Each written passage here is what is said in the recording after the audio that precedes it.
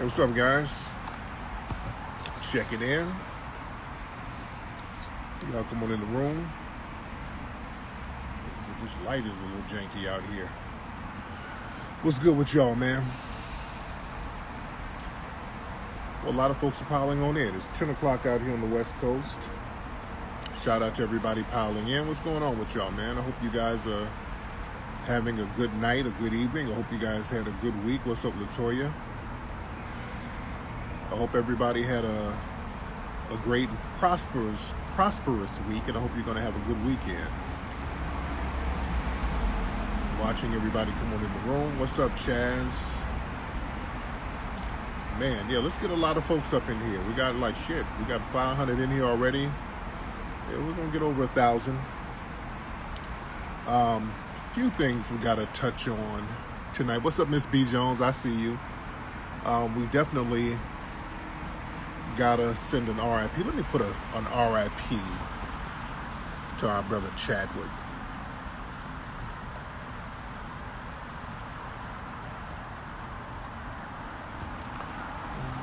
How do you spell? Let me spell my brother's name.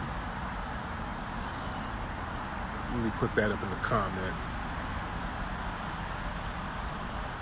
All right, let me post that up in the comment real quick. Pin the comment. All right, I just pinned that. Yeah, just got to pin that. We're going to, RIP, rest in power to our brother Chadwick, man. RIP to that brother, man. That shocked everybody, man. It hit everybody real hard. Tonight, it was announced that our brother, the great actor Chadwick Boseman, just died. He had colon cancer. And a few months ago, there were pictures of our brother, man. He was very skinny. So a lot of us were questioning what was going on. The brother was very skinny. The brother was very, very skinny a few months ago. And people were like, hey, man, this brother looks a little sickly. What's going on with him?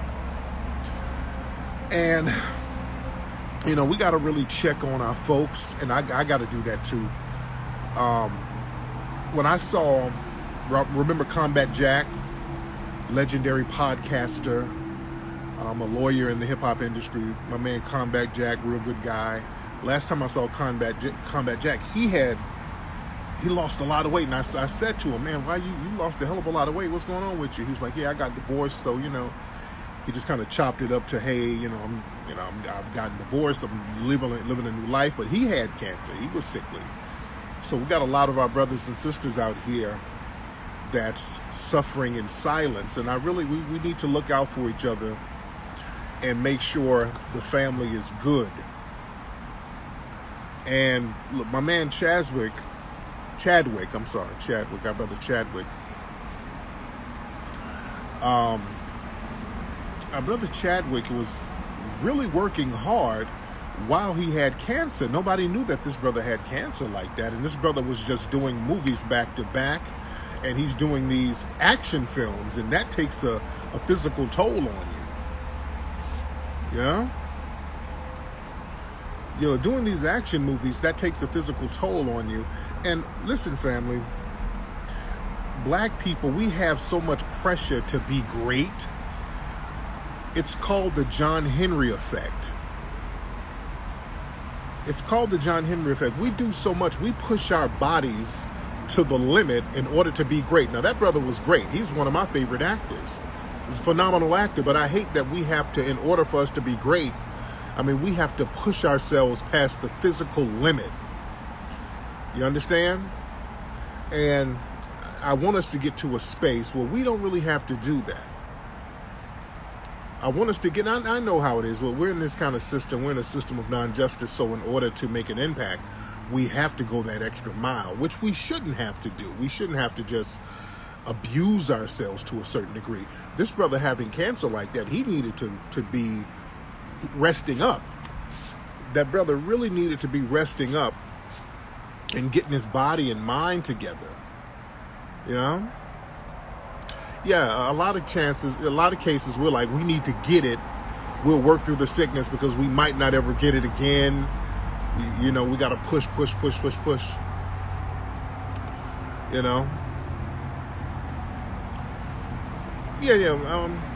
And this is not a criticism of our brother. We don't really know what he was thinking. We don't know. We don't know. We just know our brother had cancer and he died. But we do know the brother was working extremely hard. And even in interviews, you could see our brother was, people making him do the Wakanda signal and all that. And, I just hate that we get so much pressure to be the John Henrys. And if you know the story of John Henry is an old story about a black man who worked on the railroad, and he was challenged to challenge a locomotive. They wanted to see if he could beat a locomotive. And he beat the machine, but he ended up dying after he beat the machine. So he worked so hard to prove his efficiency, he ended up dying. And that's the story of us, man, as black people, man. We have to work so hard to prove our worth, man.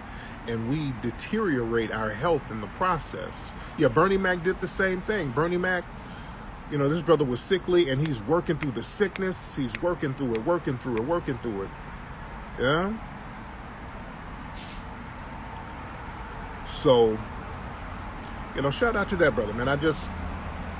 We really got to take time, to make sure our health is good, to make sure we get, Charlie Murphy's another one. You saw the last season of Power where Charlie Murphy was visibly sickly. He's visibly sick, and you see him still working. He's still working.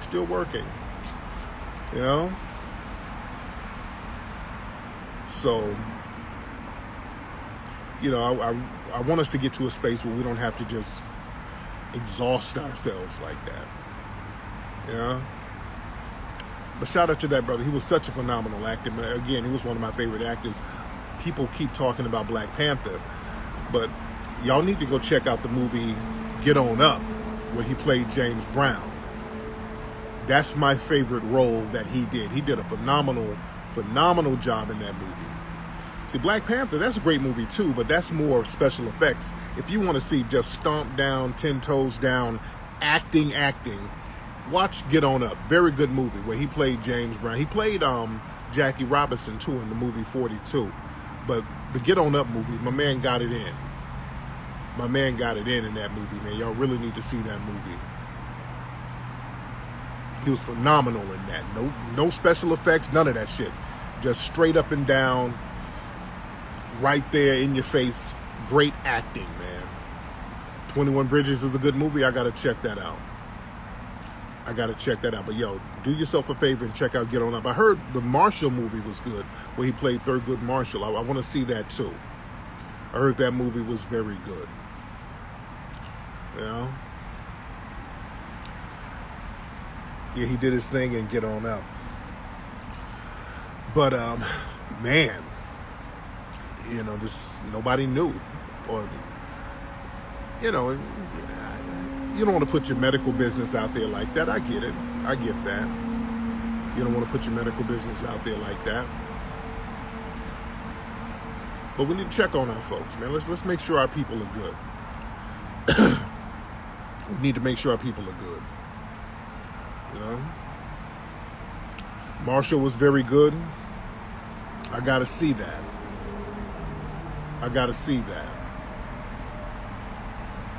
Yeah, I got to see 21 Bridges too. So, you never know. Let me tell you something, man. This is why my man was 43 years old, man. My man was only 43 years old. Family, this is why you better live your life to the fullest. Life is very short. Life is extremely short. You got to live your life to the fullest. And look, dude, I be doing these movies and I have to take breaks. You know what I'm saying? I had to make myself take breaks because I was doing these damn movies back to back, and these movies are hard to do. It's a lot of, you're up all the time, you're running around all the time, and that shit is hard. What's up, Lexi? Yeah, what's happening? What you doing? When you coming in now? What you doing? I don't know, y'all. Right. No. Feels not good. He is? Oh, Lord. Okay. Man. But yeah, man, let me tell you something. Just acting in movies is hard. producing and directing movies. That shit is hard, man. It's a lot of strain on you. It's a lot of strain. It's a lot of pressure. It's a lot of stress. So, you know, you gotta slow down with shit. You know? But who's just a year older than you, Shabika? Yeah. Who's 42? Yeah, man, it was a very sad day, man. One of our wonderful actors. Do you know that when he was in acting school, I think he went to, I want to say Howard, he went to one of these acting schools, and in the acting class, there was somebody who paid, there was a philanthropist who paid their tuition for the acting class, and they didn't know who it was, but later on they found out it was Denzel Washington. Denzel Washington paid for their acting classes, the tuition for the acting school.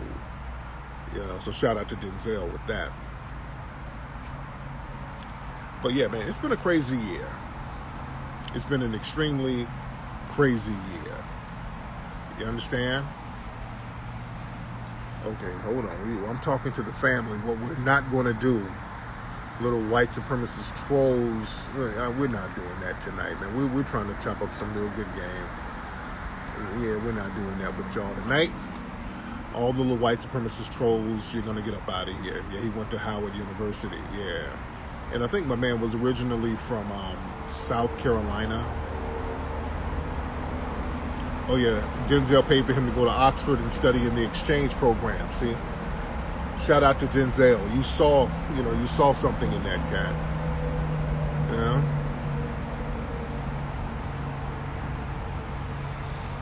It's amazing. That's amazing. I see you, McLovin. Family, this is why I want y'all to understand. Like I said, life is very short. Life is short. You better live life to the fullest. Life is extremely short.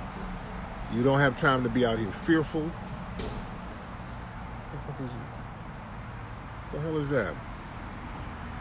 You don't have time to be fearful out here. Yeah, he was an amazing actor. Live your life to the fullest. Live without fear. Yeah? Live your life without fear. Yeah, but that was an amazing actor. I wonder where Lulu ass is. Y'all know Lulu, I posted up something about my dog Lulu last night. Lulu's ass went outside, got sprayed by a damn skunk. Lord, let me tell y'all something. You know, when you smell skunk scent around your neighborhood, you know how strong that is. Imagine when that shit is in your house. Nigga, that skunk smell is not a joke. That skunk smell is not a joke, man. Lulu's ass got sprayed with the skunk scent and ran in the house. And we had a little bit of it on the furniture. And, you know, they tell you to if you get hit with skunk juice, you got to bathe in tomato juice and all that old stuff. But most people ain't got no damn tomato juice in the house. Yeah, they say tomato juice, but this is the thing.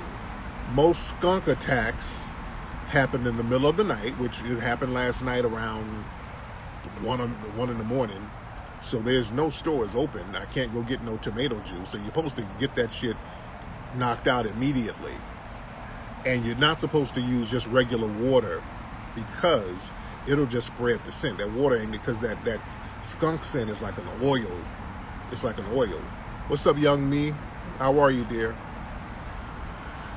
So we had to start looking up stuff online. My lady, she bathed Lulu last night with some kind of, we had to get peroxide, Palmolive, baking soda. We had all of these little home remedies bathing this damn fool-ass dog. This dog is always getting into shit. I swear this dog, Lulu, is always getting into something. Every damn week is something with Lulu. Like a couple of weeks ago, she got stung by a bee. She started her little doggy period, and Frenchies, their coochies swell up, looking like hot dog buns. So she's bleeding all over the place and scaring the kids. Oh, Lord, is Lulu gonna die? No. We can't explain why the dog is bleeding. Yes. So there's coochie juice, skunk juice, bee stings, just everything going on with this damn dog. Yeah. Now she goes in, we let her in and out. I was in the garage trying to do a little working on the punching bag, so she comes out with me. Well, she should have stayed in the house, but then she goes running around in the front yard in the middle of the night, and there's all types of little animals that come around in my neighborhood.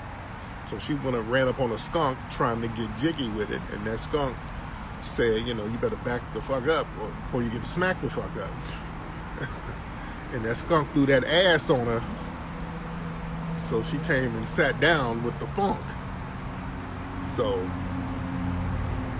we watched her. There's still a little stench. We had to leave windows open all night. Man, that skunk shit is not a joke at all, man. Yeah, that skunk smell is horrible. Yeah, we got the doggy diapers, but she be taking them off, so we got to get her fixed. We're just going to have to get her fixed. Yeah.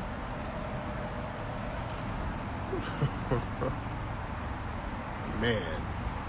Oh yeah, that funk hit her ass real heavy.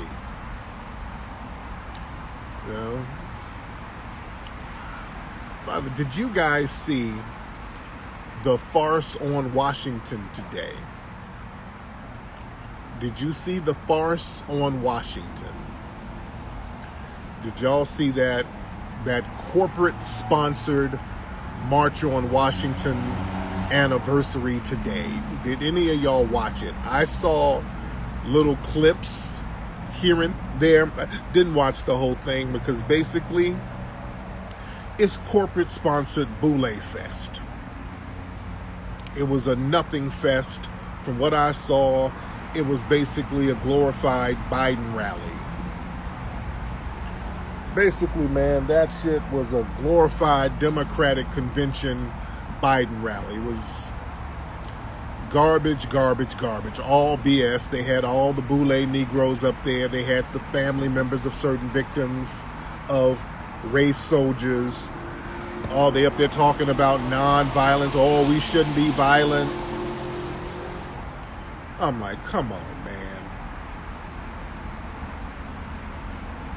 It was just a nothing fest. A bunch of let's not be violent. Oh, we need to do better.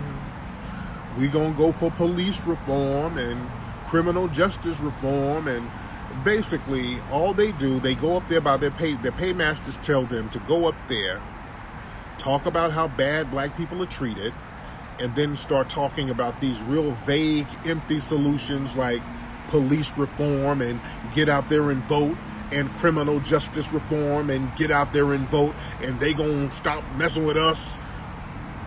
They're gonna get their knees off our necks, get out there and vote. Okay, vote for who? Now, let's not be violent out here now. Get out there and vote. Okay. How do you fight genocidal violence with nonviolence?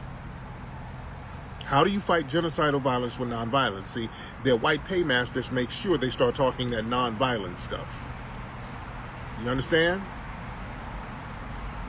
And they start talking about voting for who? Then it becomes all this Donald Trump. Look at what all this Donald Trump stuff. This is what Donald Trump is doing. Let's be very clear. Family, George Floyd was killed in a Democratic-run city. The mayor is a Democrat. In Kenosha, where Jacob Blake was almost killed, the mayor is a Democrat. The governor is a Democrat of Wisconsin. In Minnesota, remember, Philando Castile, he got killed there with impunity. Again, that's a Democrat-run city. In Minneapolis, Ferguson, Democratic-run with Mike Brown getting killed. Alton Sterling down in Louisiana, that was a Democratic-run city. Freddie Gray, Democratic-run city. Eric Garner, democratically run city. So who are we voting for? How is voting going to stop that? Yeah, they're dangling bags for these families. Now, first, most of the family of old Jacob was They were talking some real rah-rah shit the other day, and now sounds like they done dangled a bag to them, and they started flipping and switching up. The dad's talking about he talked to Kamala Harris, and it feels like he's talking to his auntie, and Biden is talking. It's like talking to his uncle, which I'm not gonna put no pressure on that dude, because they might have flipped it. They might have just casually asked him a trick question and he fell for it. I'm gonna give him the benefit of the doubt, because they probably interviewed him and said, "Hey, would you say that Biden is almost like an uncle?" Yeah, I guess. And then they'll say, "Well, he said that Biden is like his uncle." You know? So you got to be, I don't know. I know the mama was really mammying it up with Benjamin Crump.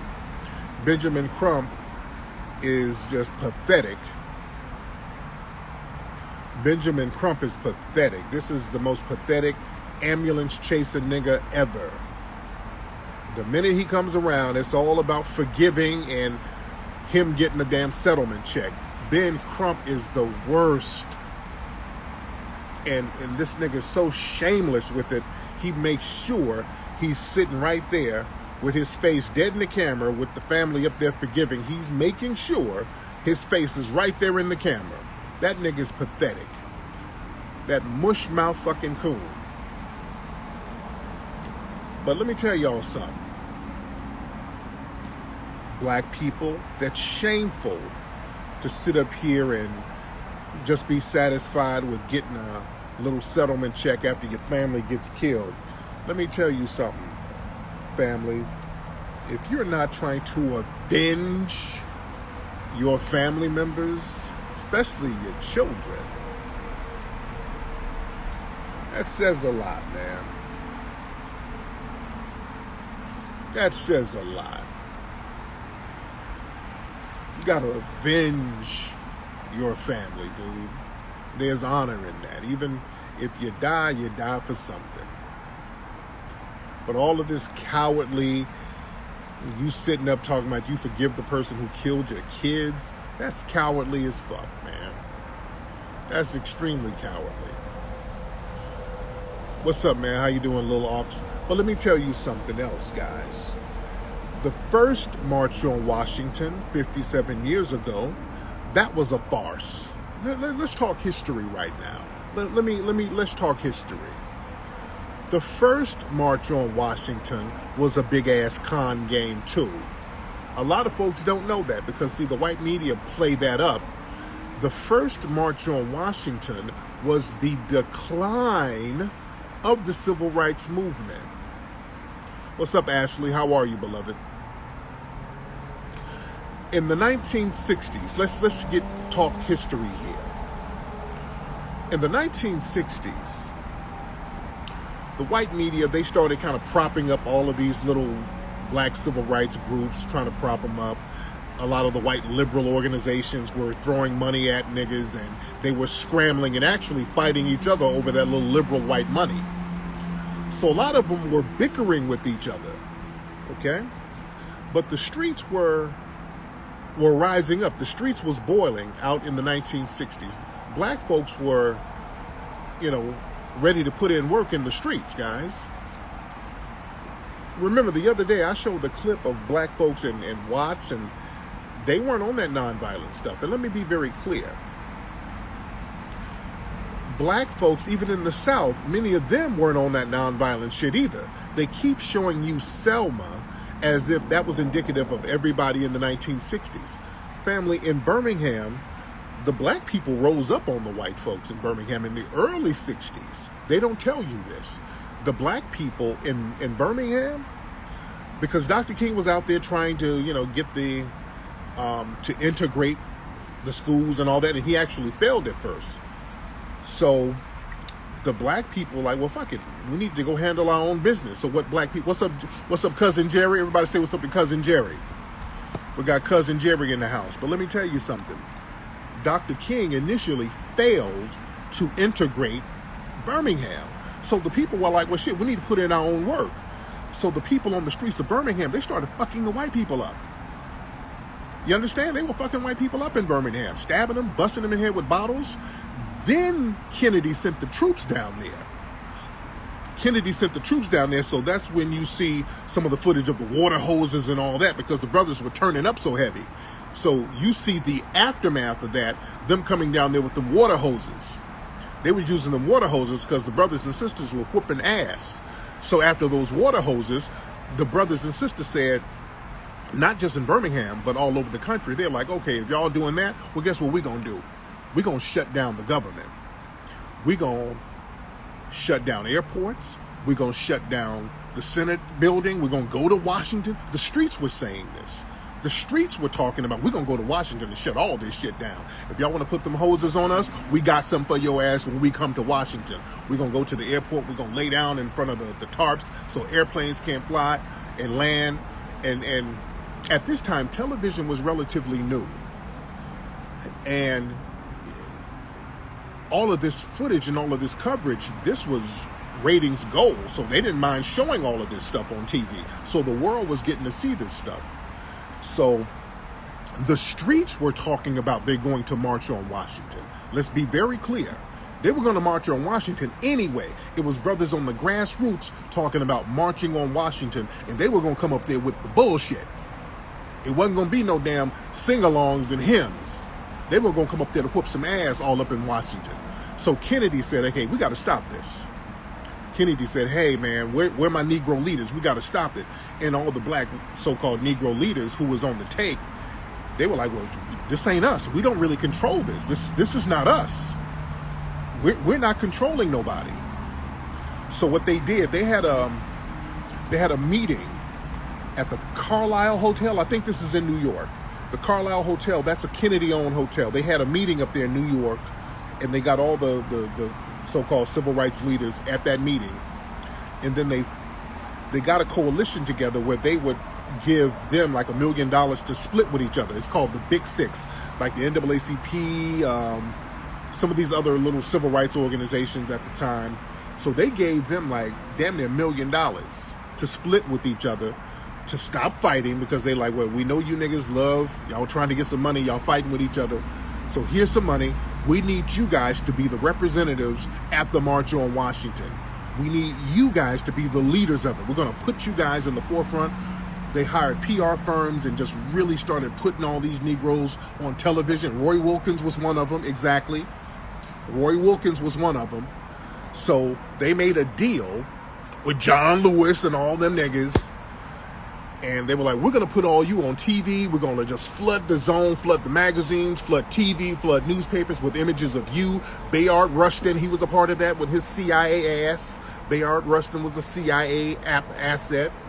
He was a CIA and an FBI asset. So they started making them the leaders of the March on Washington. You understand? So they co-opted it. So they told them what to say. I mean, they controlled that shit from top to bottom. They made sure, hey, don't, nonviolence now, nonviolence. There's a reason why they kept on talking about nonviolence, because there was so much violence in the streets.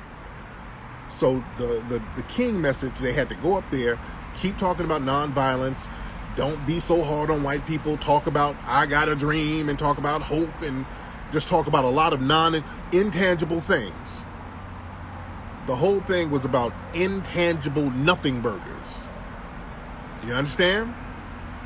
King got involved because the Kennedy Foundation, they put him at the head of that. They put him at the head. King did not organize the March on Washington. They put him at the head of it so that the streets wouldn't come up there. The Kennedys, they had to organize it and co-opt it and shift the direction of it. For example, they had James Baldwin. He flew in from Paris to be a part of it. They wouldn't even let him speak. If you notice, James Baldwin, who was very well known at the time, he wasn't at the March on Washington, because James Baldwin was like, they didn't know what he'll say. He was like, look, y'all not going to pay me off to not tell the truth. I'm going to, if I get up here and say what I need to say, I'm going to tell the truth. So they wouldn't let him up there. If certain black folks, they would not let them up there. By the way, Malcolm was up there. He was in Washington at the time. Malcolm X was in Washington, D.C. at the time. Yeah? Yeah. Exactly. Yeah, real talk, Jerry. It was guns that stopped. People forget about the deacons of defense. It was brothers down there that were armed that was stopping the bullshit. So it wasn't all that marching, because remember, after the March on Washington, the white supremacists were still trying to attack black folks. It was until black folks started rising up on their asses that made them stop. Yeah? Now, Kennedy did not want them to go through the March on Washington, but when he saw that the march was inevitable, he co-opted it. You know? He co-opted it.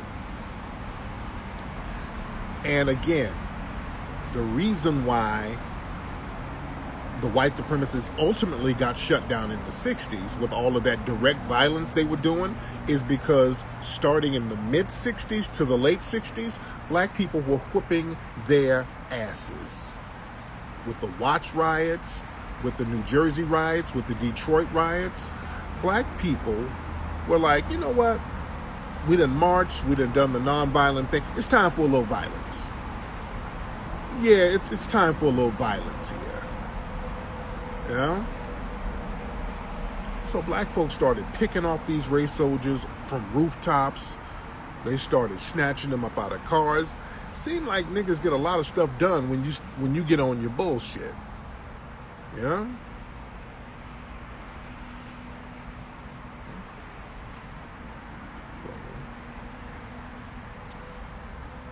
Malcolm was critical. Yeah, a lot of folks were critical of the march. It was the farce on Washington, and it was the decline. It was the decline of the civil rights movement. Yeah, yeah, that was the decline of the civil rights movement. So they carried out that same nothing burger tradition today. The same tradition. They got a bunch of these boule, bought and paid for Negroes who are funded by the white Democrats to go up here and talk about nothing burgers like police reform, criminal justice reform, as if that's synonymous with blackness. Look, we got card-carrying white supremacist groups working in law enforcement. You cannot reform that. You cannot reform that, dude. You gotta be on some shit where we're going to punish them to the fullest extent of the law. If you got white supremacist groups out here shooting people in the backs, we only want punishment. We don't want no damn reform. Reform, you can't reform a white supremacist. You can't reform that. These people are deliberately going out here trying to murder black folks because they get benefits from doing that. These people are actually getting rewarded for hunting us. That little white boy up there in Kenosha who went to Kenosha, he lived in Illinois, but he went to Kenosha. See, his ass thought he was going to hunt some black people. See, what he wanted to do was ambush some black people. Let me tell you something. That's why they're calling that little white boy hero. He went over there to ambush niggas.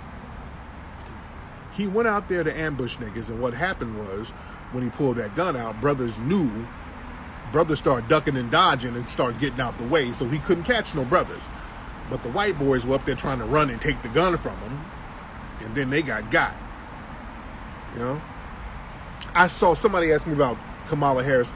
I saw that somebody asked her about, doing something for black men. What are you going to do to help black men? Well, I want to help all men. I want to help everybody. Kamala Harris ain't shit. She ain't shit. She ain't shit. And she keeps proving over and over how she ain't shit. Anybody trying to big up Kamala Harris in any capacity, you ain't shit. Kamala Harris goes out of her way to shit on black society. That woman is trash, trash, trash. She's hot fucking garbage. I'm going to play that clip of her talking that dumb shit. I'm going to play that on my broadcast Sunday. But yeah, they asked her about doing something for black men.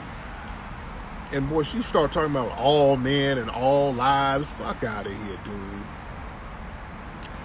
Yeah, she ain't about to offend her zaddy at home.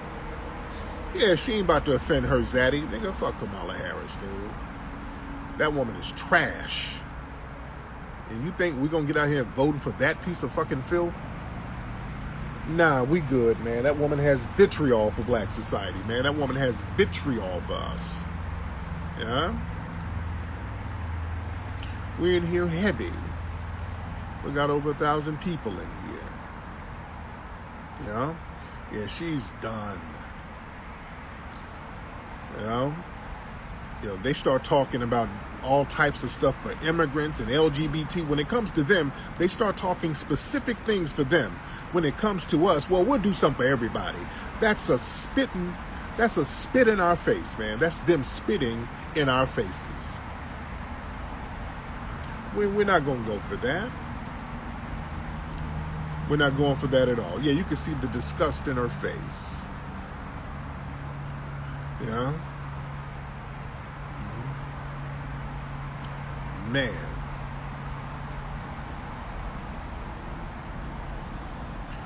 But yeah, that's a horrible thing. And again, that woman, she never really identified as black.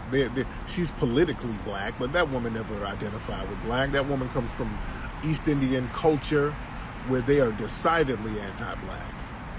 Yeah? So yeah, we're good on her. Yeah, we're very good on her.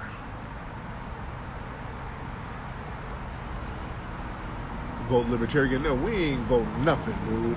Man, we gotta. The best thing to do is not to even legitimize the process. Even participating in an illegitimate system, participating in an illegitimate structure, you're legitimizing it. This system is too corrupt for us to participate in it. I want y'all to understand this, guys.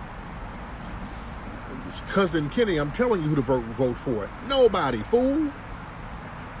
You don't vote for no fucking body in a system that's completely corrupt and against you.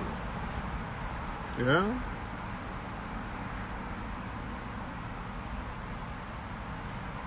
You don't vote in a system where both sides are against you, dude. What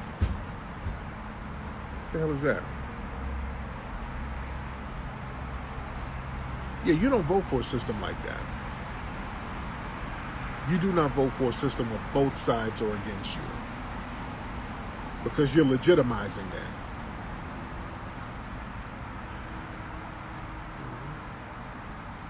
So you participate in it when you spend all the money. No, dollars are universal. The dollar is a universal system.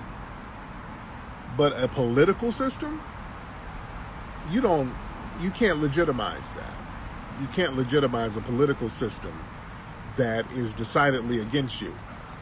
A dollar is a neutral exchange. Anybody who has it will get value from it.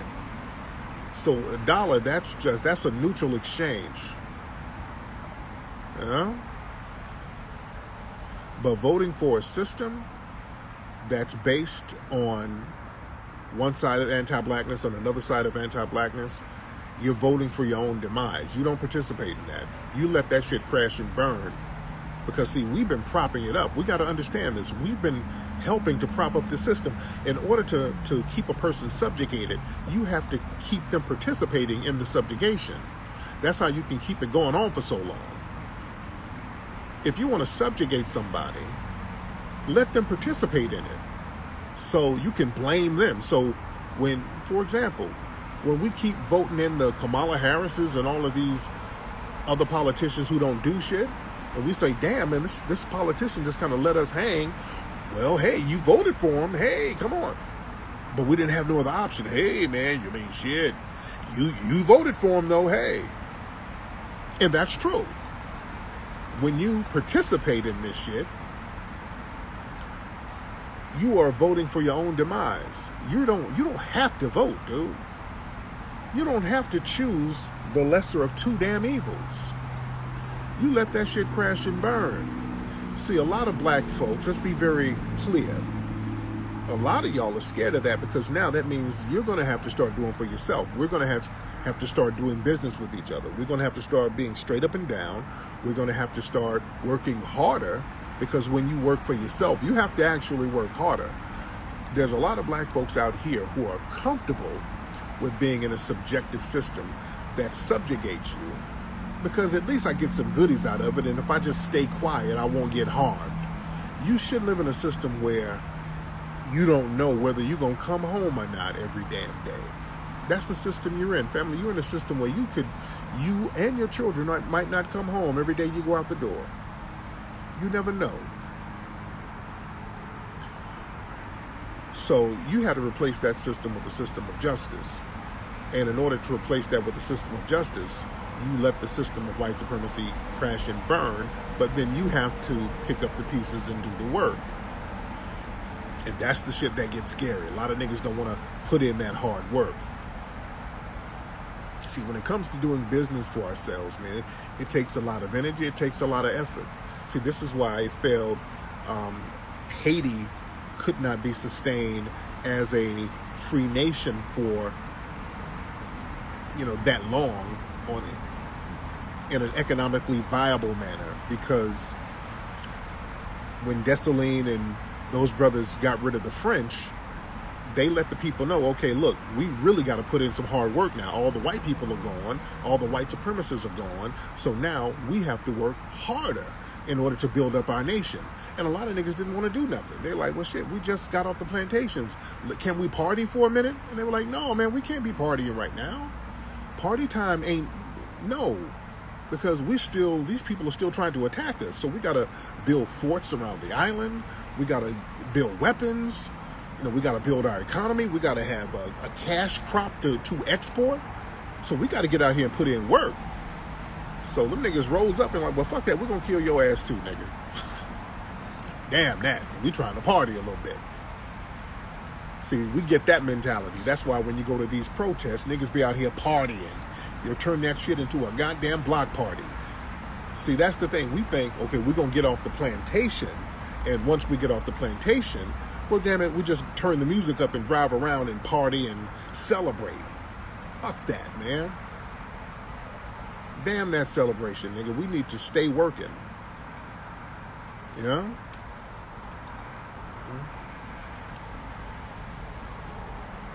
We got to work hard. You don't stop. See, the white supremacists, they like to get you in the mindset of, okay, if you do something constructive, they'll congratulate you, but then they want you to stop. Okay, yeah, that was good, nigga. You did something constructive, so let's move on. Let's get back to the partying. You understand? They don't want you to be too constructive. Just like with music artists. If there's a music artist who does a positive and a conscious type of record, they'll congratulate you on that one. They're like, okay, that's good, but let's not make that a habit. Now let me give you some more drugs. Now look, Marvin Gaye, I know you made the What's Going On album, which is a classic album and it's a very conscious album, but no, we need some more party in here. No. Let's throw some women at you. That's how they do. We need you partying and bullshit. Yeah? We need you to get jiggy, nigga. Let's get back to the jiggy stuff. Come on, J. Cole. I know they have conversations with the people like J. Cole and the Kendrick Lamars when they start speaking more consciously about their music. When you have our sister Beyonce. Beyonce is speaking more consciously in her music. Now that Beyonce is being more conscious in her music, what are they throwing out here and putting a lot of money behind? Wet ass pussy. Is that Crooked Eye in the house? Shout out to Crooked Eye. Speaking of an incredible fucking lyricist, shout out to Crooked Eye. Let me get Crooked Eye on here. Crooked Eye is so fucking underrated, man. Let me get my man King Crooked in here real quick to shout everybody out.